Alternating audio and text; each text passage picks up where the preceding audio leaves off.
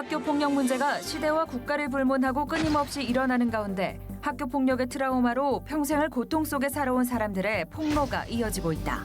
코로나19 상황 속에서 학교 폭력의 다른 얼굴로 증가한 사이버 폭력. 이에 대한 기독교적 대안은 무엇일지 전문가들과 함께 논의해본다.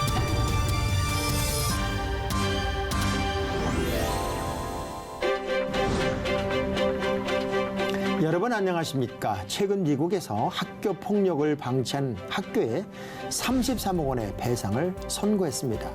학교 폭력에 못 이겨 극단적인 선택을 한 아동의 가족 사건에 내려진 판결이었는데요. 세계 어느 나라나 이 학교 폭력 왕따 문제는 끊이지 않고 일어나는 것 같습니다. 우리도 유해인은 아닐 겁니다. 해를 거듭할수록 그 수위도 높아지고 사회적 파장도 만만치가 않습니다. 오늘은 도움 말씀을 위해서 횃불 트리니티 신학대학원 대학교 최은영 교수님,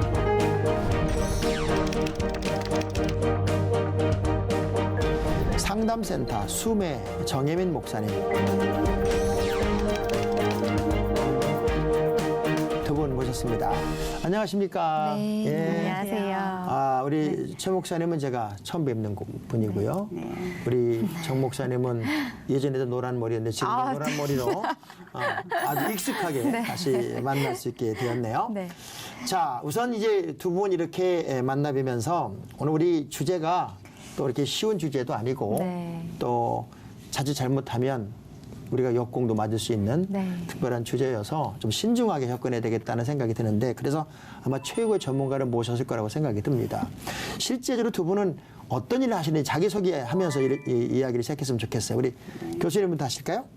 네, 여러분 안녕하세요. 저는 독립교단 소속 목사고요. 네, 20, 30대에 정신병원하고 소년원에서 마음이 아픈 청소년들을 많이 만났습니다.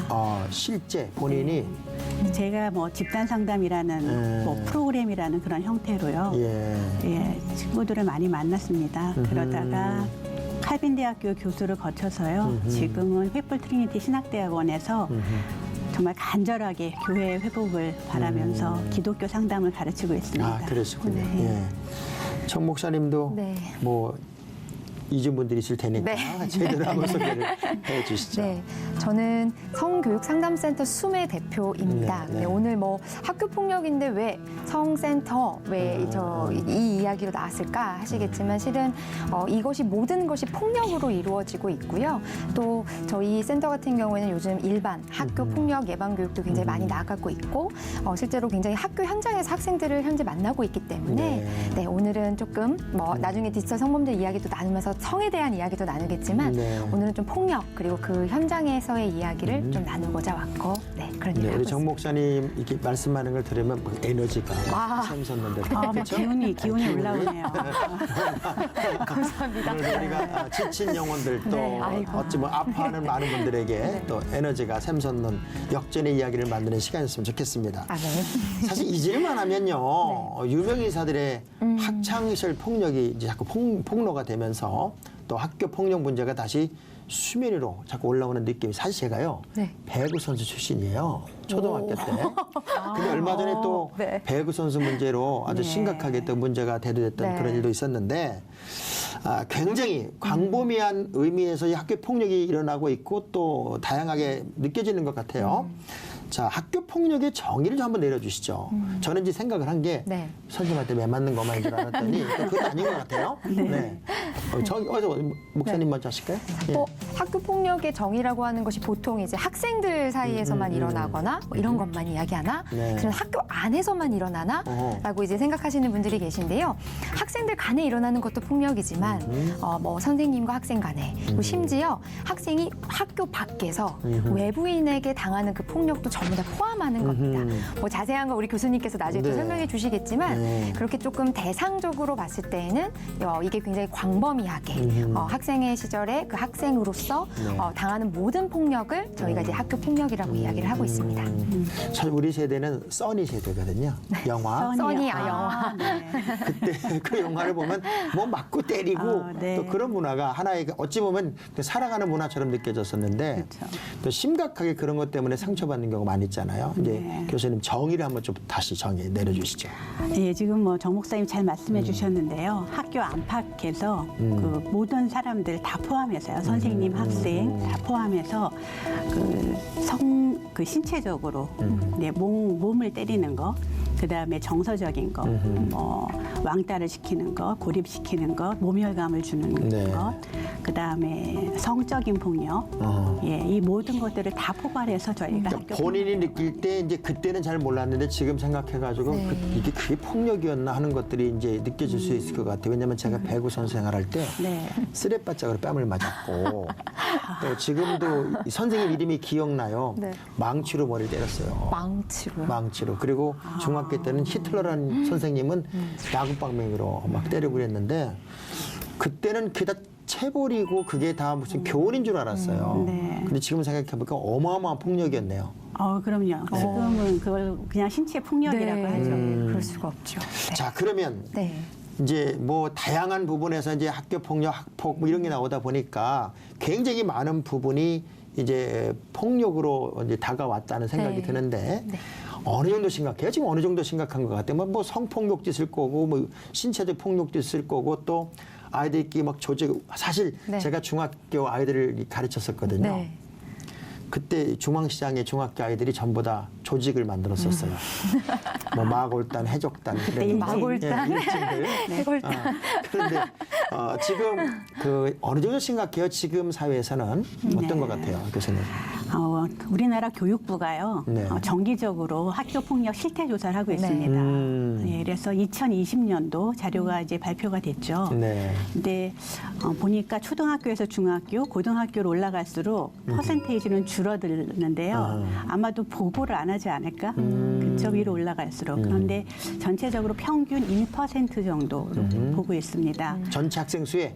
네, 그러니까 오. 전교생이 500명이다. 그러면 신고한 학생이 5명 정도 되는 거죠. 그런데 그것도 다 신고하지 않았겠죠.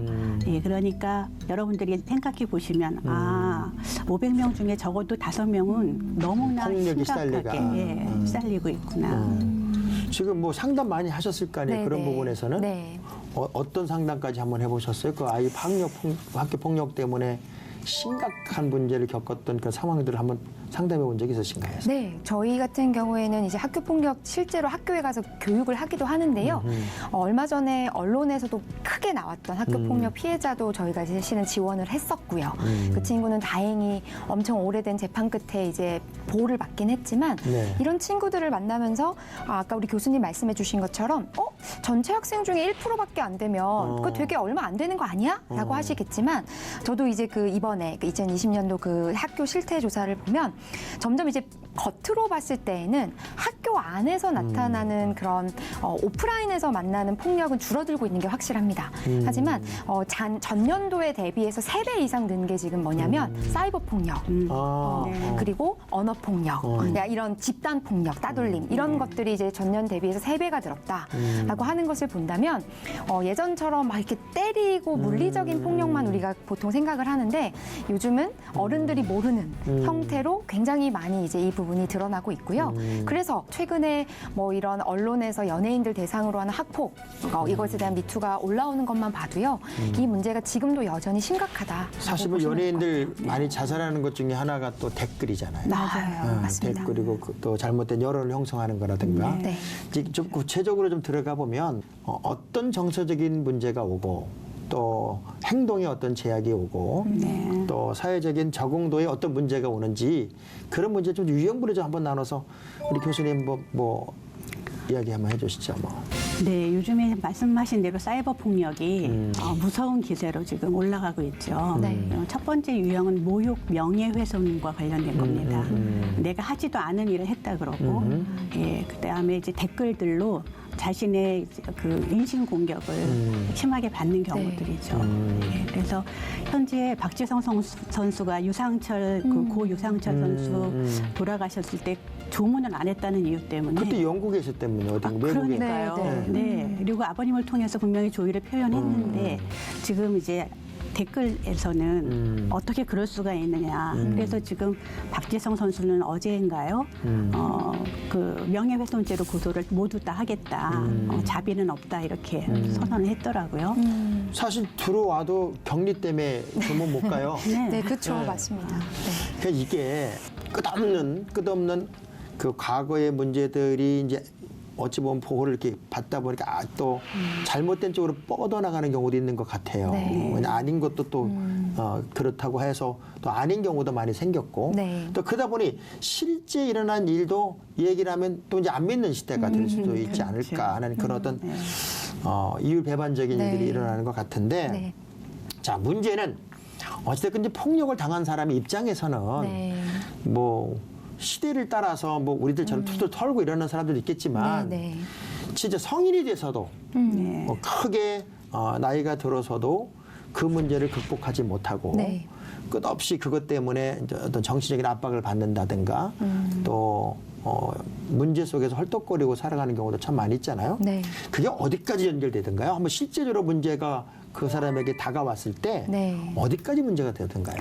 실제 뭐 제 친구 중에서도요, 실은 학교 폭력 피해자가 있습니다. 그래서 그래요? 제가 그 친구랑 계속 오랫동안 이야기를 하고 있는데 이 친구는 초등학교 4학년 때 이제 집단 따돌림을 당하면서 물리적인 폭행도 굉장히 많이 당한 친구였거든요. 네. 근데 이 친구가 이것을 해결하지 못한 상태에서 중학생, 고등학생을 거쳐서 이제 대학생이 되고 사회인이 되고 결혼을 했는데 지금도 이 부분에 대해서 트라우마 때문에 건강한 직장 생활을 못한다는 토로를 했어요. 그래서 왜 그런지를 이제 이야기를 했더니 누군가가 그냥 조그만한 행동을 해도 거기서 굉장히 위축되고 상대방과 함께 그냥 의견 충돌로 인해서 이야기를 하는 것에 있어서도 저 사람이 나한테 그 이상의 위해를 가할지도 몰라라고 하는 어떤 심리적인 불안감이 있으니까 사람이 눈을 제대로 바라보지 못한다든지 자기의 의견을 제대로 얘기를 못한다든지 그래서 이 친구 같은 경우에는 이제 막 언론에서 학폭 미투가 막 터져 나왔을 때 나도 해야겠다라는 생각을 진지하게 할 정도로 지금도 그러니까 제가 봤을 때는 실질적으로 가해자에게 뭐 사과를 받고 어떤 이런 문제가 해결되지 않는 이상에는 계속 그 사람이 그 사건을 가지고 가시는 것 같아요. 제 친구 이야기만 보더라도. 그러면 네. 네. 여전히 이제 어떤 트라우마 속에 산다면 네. 치유 방법은 없어요? 지금 정 목사님 친구분 소개해 주셨잖아요. 네. 저는 주로 학교에서 하는 일이요. 학생들이 상담한 사례를 제가 지도하는 일, 네. 또 다 학교 바깥의 여러 사례들을 지도하는 일들을 하고 있어요. 그런데 놀랍게도 그 상담까지 오는 사람들의 발달사라고 하는 게 있죠. 어떻게 살아왔나. 절반 이상의 왕따 학교폭력 경험 피해자인 것을 제가 보고 있어요. 그러니까 그게 한 친구에서 끝나는 게 아니라 제가 이제 그 현상을 보고 왜 그럴까를 고민을 좀 해봤어요. 여러분들 어떠세요? 누구한테 맞았어요. 누가 모욕적인 얘기를 해요. 그런데 나는 어리고 대항할 수 없어요. 그러면 가장 문제가 되는 거는 자존감이 떨어지는 거예요. 그럴 거 아니에요. 내가 이것밖에 안 되는가? 더군다나 모멸감 같은 거 있죠. 난 대항할 수가 없어요. 그럼 자기 가치감이 자꾸 떨어지죠. 그리고 어렸을 때 했던 인간관계는 나중에 성인이 돼서도 똑같이 그렇죠. 대인관계나 직장 생활에 그대로 영향을 주거든요. 근데 어렸을 때 나는 쫄아 있었고 나는 고립돼 있었어요. 사람들이 무섭단 말이에요. 그러면 이 사람들이 삶 전반에 거쳐서 부적응을 일으키는 거죠. 굉장히 무섭다고 생각합니다. 자, 근데 이제 그렇게 됐을 경우에 이제 끝없이 나는 그 어찌 보면은 터널로 들어가고 있는 거잖아요. 네. 계속 터널로 들어가고 있는데 이거를 어느 시점에서는 스스로도 멈춰야 되거나 거기를 이렇게 탈출하는 도전이 필요하지 않겠냐는 거예요. 근데 그런 시스템이 사회 어떤 구조 속에서는 없어요. 왜냐하면 내가 제 경험을 얘기를 하면 저는 굉장히 내성적인 사람이었어요. 그렇게 안 보이세요? 전혀 말도 못하게. 그래서 중학교 때 대표기도를 시켰는데 2학년 때 울어버렸어요. 남자가. 중2인데요. 중2인데. 그리고 저는 배구 선수 출신이라고 그랬잖아요. 네. 초등학교 때. 저 길거리에 걸어가는 저 앞에 여자들이 걸어오면 서로 지나치질 못해서 숨었어요. 그리고 하도 잘 울어서 제 별명이 밴댕이 창자라고 그랬어요. 상상은 잘 안 돼요. 근데 제가 어느 날 이렇게 살아서는 안 되겠다는 생각이 들더라고요. 그래서 제 친구랑 둘이 진짜 월미도를 부평서부터 걸어가서 그 추운 날 딱 손을 벌리고 나는 울지 않을 거야. 나는 정말 약해지지 않을 거야. 나는 여자가 앞으로 와도 진짜 부끄러워하지 않을 거야. 얼굴 빨개지지 않을 거야. 그리고 이제 그런 도전을 하면서 울 때는 거울 보고 울었고, 그리고 아무리 힘들어도 하나님 힘주세요라는 힘으로 제가 성격이 개조가 되는 과정이 고등학교 2, 3학년 때였어요. 근데 어찌 보면 이건 저 혼자만의 또 탈출구를 찾았던 것 같은데 네. 이 사회적 구조 속에서 이렇게 계속 터널로 들어가면서 난 그랬으니까 난 이래야 되니까 나는 약하니까 이것을 계속 가져가는 것은 사실 다른 사람은 모르는 나만의 불행이잖아요. 네. 이걸 어떻게 좀 확 바꿔줄 수 있는 시스템은 사회적 구조에서는 지금 없나요? 특별히 나이별로 상담받기는 해결이 없어요? 그렇지는 네. 않겠죠. 교수님께서 먼저 말씀해 주시면 학교에서 저는 이렇게 보기 때문에 학교에서의 이런 사회적인 시스템을 보면 저희 같은 이제 폭력 강사들을 불러서 이야기를 한다든지 네. 아니면 학교 내에 있는 상담사 혹은 교사들을 통해서 학생들을 이렇게 상담하게 한다든지 이렇게 일어나긴 하지만 실은 목사님처럼 이렇게 혼자의 힘으로 건강하게 일어나는 친구들이 있긴 하지만 저는 그것도 한계가 있다라는 실은 생각은 들어요. 어느 부분에서는 네. 다 한계가 있는 것 같아요. 네, 어느 네. 누구 사람을 만나도 마찬가지일 거고. 그래서 계속 자존감에 대한 이야기도 하긴 그렇지. 하지만 실은 자존감을 키우세요라는 말을 하는 것과 실제로 본인이 막 자존감을 키우는 그 과정은 또 엄청난 차이이기 때문에 과연 이런 시스템들이 잘 운영이 되고 있나? 실은 저는 그런 좀 안타까움을 가지고 현장에 지금 있기 때문에 저도 실은 이 질문에 대해서는 교수님께 좀 제가 궁금해요. 제가 목사라서 어떻게 해야 그런 것 되지? 같아요. 제가 목사라서 이제 직접 떠오르는 사람이 네. 누구냐면 요셉이 떠오르는 거였어요. 요셉이 그 뭐 버림받고 네. 형제들한테 진짜 말도 안 되는 상황을 겪었을 때 다시 형들을 만나는 과정에서 네. 그 원한을 푸는 삶을 살았다면 그 어떤 기가 막힌 아픔을 네. 끝없이 토로하는 삶을 살았다면 불행했을 것 같아요. 근데 그 사람은 말을 바꾸더라고요. 네. 당신들이 나를 팔았지만 하나님이 날 여기를 보낸 거지. 당신이 판 게 아니야. 이렇게 좀 생각과 상황과 어떤 환경을 바꿔버리는 네. 그 요셉의 이야기를 통해서 우리가 어쩌면 그런 분들이 아파하는 분들이 좀 신앙적인 깊이로 들어가면 얼마나 좋을까 하는 생각이 좀 들기도 해서 네. 그냥 저 혼자 얘기를 해봤어요. 아니 근데 저는 목사님 말씀을 들으면서요. 네. 그 월미도에서 팔을 쫙 뻗고 엄청 추웠어요. 그래서 얼마까지 버티나 내가 얼어 죽는 줄 알았어요, 진짜. 아 그러니까요. 그 장면에서 하나님을 만나신 거잖아요. 그렇죠. 하나님 도와주시면 내가 그 힘으로 이걸 이겨 나가겠습니다라고 하나님 앞에 독대를 하셨다는 그럼요. 생각이 들어요. 근데 그건 정말 목사님만이 하실 수 있었을 것 같고요. 제가 그 사례에서 보는 분들 또 직접 만나는 사람들은 이런 거예요. 엄마 아버지가 내가 이렇게 힘들다는 얘기를 할 수 있도록 마음을 안 열어주는구나. 네, 분위기가 안 되는 거죠. 너무 바쁘거나 너무 안 돼 보이거나 네. 너무 무섭거나. 그 오랫동안 이제 그 시간을 지나가요. 아무한테도 말을 못했어요. 그렇기 때문에 이 사람들이 편하게 너 잘못이 아니다. 그리고 우리는 너의 이야기를 들을 준비가 돼 있다. 말해다오. 이렇게 말을 들어줄 사람이 우선 필요한 것 같아요. 네, 그리고 가해자들 입장에서도 이 사람들이 한때는 다 피해자였거든요. 그렇죠. 맞아요. 네, 피해자들이 가해자가 돼요. 그래서 제 아들도 사실은 피해자였어요.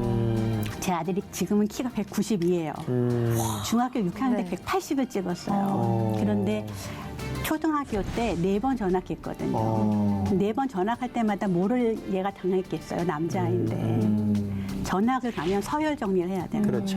남자들은 더 그렇지. 네. 그러면 맨날 불려가서 맞은 거죠. 4번째 학교에 가서 이제 계속 맞았는데 4번째 학교에서는 도저히 더 이상 맡기질 못하겠더라는 거예요. 그래서 옆에 아무거나 집어 들었대요.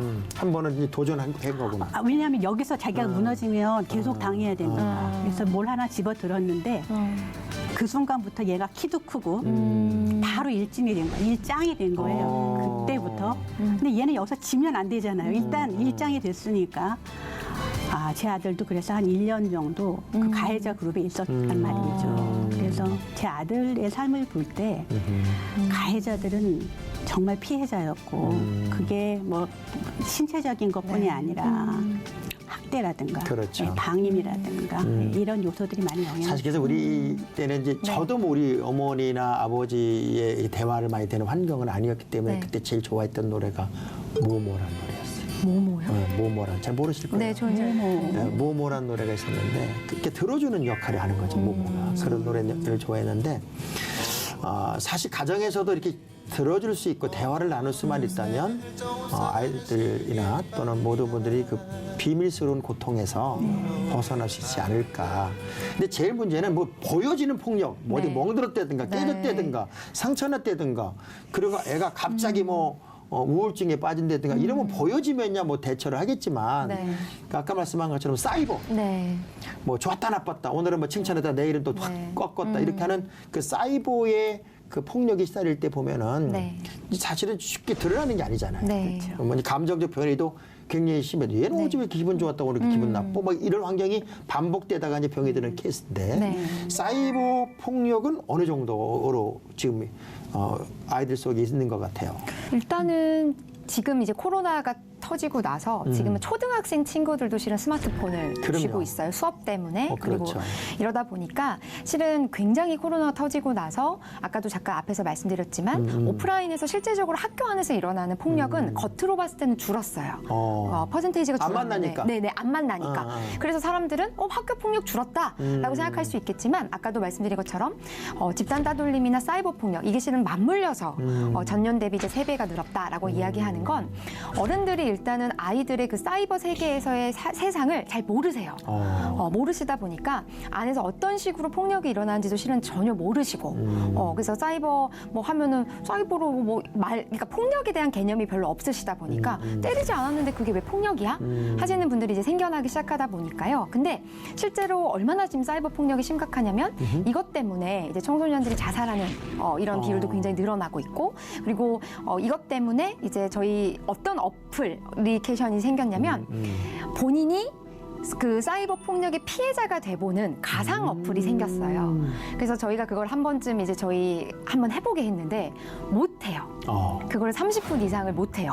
그걸 하면은 온갖 모욕과 이런 것들을 간접적으로 체험하는 어플리케이션이 생길 정도로 이게 왜 이렇게 생겼냐면 경험해보지 않으면 결코 모를 그 아이들의 세계를 조금이라도 어른들이 이해하게 하려고 하는 교육적인 의도로 이 어플리케이션이 생겼는데 이거를 이제 한번 경험해보신 어른들은 이걸 어떻게 우리 아이가 견뎠을까? 30분만 나는 해도 손이 벌벌 떨리는데 이런 폭력은 지속적으로 계속해서 일어나거든요. 근데 아이들이 너무 능수능란하게 기계를 잘 다뤄요.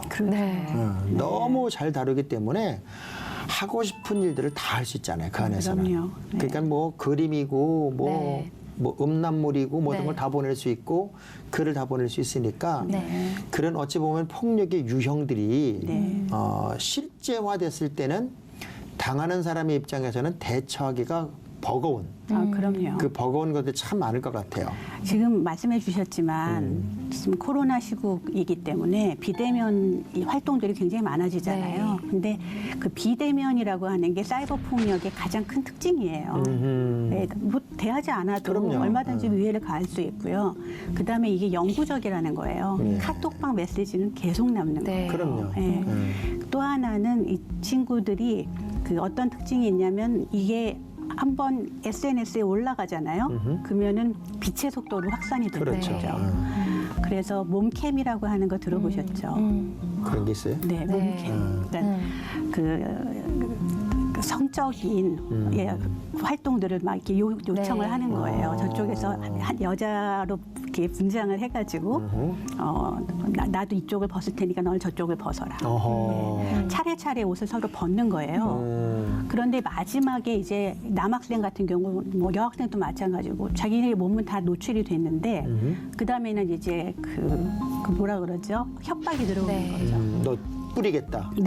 뿌리겠다 이런 식으로. 그러니까 우리 애가 너 사진 다 가지고 있는데 이거 뿌리기 전에 돈을 나한테 넣어라. 그러니까 신종 사이버 피싱. 그런 그 폭력을 행사하는 나이가 점점 어려지는 거죠. 점점 어려지고 있고요. 얼마 전에 그 몇 년 전이죠. 굉장히 충격적이었던 유튜브의 한 영상이 뭐였냐면 초등학생, 남학생들이 선생님이 앞에서 수업을 하고 계시는데 선생님이 수업을 하고 있는데 집단 자위를 하고 있는 뭐 그런 영상들이 실은 되게 사회적으로도 문제가 되기도 했고요. 아까 말씀하신 뭐 몸캠과 같은 그런 것들이 실은 계속 이제 이게 그냥 불특정 다수에게 일어날 수 있는 일이다 보니까요. 이게 그래서 엠번방과 같은 사회적인 문제로까지 실은 이어지는 자연스럽게. 네, 그래서 이게 학교 폭력이 단순하게 그냥 아이들끼리 일어나는 문제인가, 학교에서 일어나는 문제인가라는 인식을 가지기에는 이게 이미 이제는 사회적인 심각한 문제로까지 번졌다라는 것을 좀 우리 아셔야 때는 그냥 뭐 학교 폭력 그러면은 네. 이제 좀 센 형이 이제 후배를 때리고 군기자요. 돈 네, 뺏고 네. 뭐 그런 거였고 네. 또 그 선도부 그런 데서 네, 이제 뭐 맞아요. 바지가 뭐 넓대든가 네. 그럴 때 이제 혼내고 그런 저는 잘 거였고. 모르겠지만 모르겠지만 머리가 길다든가. 네. 저는 잘 그렇죠. 모르겠습니다. 근데 이제 제일 중요한 게 지금 이제 선생님들이 네. 사실은 아이들을 때리는 폭력, 네, 그걸 체벌이라고 그러잖아요. 네, 네. 근데 그것보다 이제 거꾸로 네. 아이들이 선생님을 때리는 그런 경우도 많아진 시대가 됐잖아요. 네, 맞습니다. 그건 역폭력이죠, 그거는. 네, 네. 그리고 또 선생님에 대해서 이제 공격하는 네. 어떤 다양한 방법들. 자, 이런 부분은 어느 정도예요? 그런 부분은? 지난번에 엄청 문제가 됐었죠. 한 그 기간제 선생님께서 나이 많으신 선생님께서 중학교였나요? 고등학교에서 수업을 하고 있는데 남학생이 앞에서 그 선생님이 수업을 하고 계신데 교탁 옆에서 계속해서 모욕적인 선생님에게 욕을 하면서 선생님을 때리는 그 장면을 친구가 찍어서 그거를 영상에다 올려서 이게 뉴스까지 나왔던 이런 사건들이 있었거든요. 그래서 예전이랑 좀 많이 달라져서 학교 안에서 실제적으로 물리적으로 일어나는 폭력에 대한 굉장히 그 엄격한 규율이 생기면서 이제는 선생님들도 학생들에게 매를 들지 못하는 그런 때가 그러니까. 됐는데 이게 이제 목사님 말씀하신 것처럼 거꾸로 이제는 학생들이 해서는 안 되는 그래서 이런 문제들이 실제로도 많이 일어나고 있습니다. 그랬군요. 지금 일어나고 있습니다. 지금.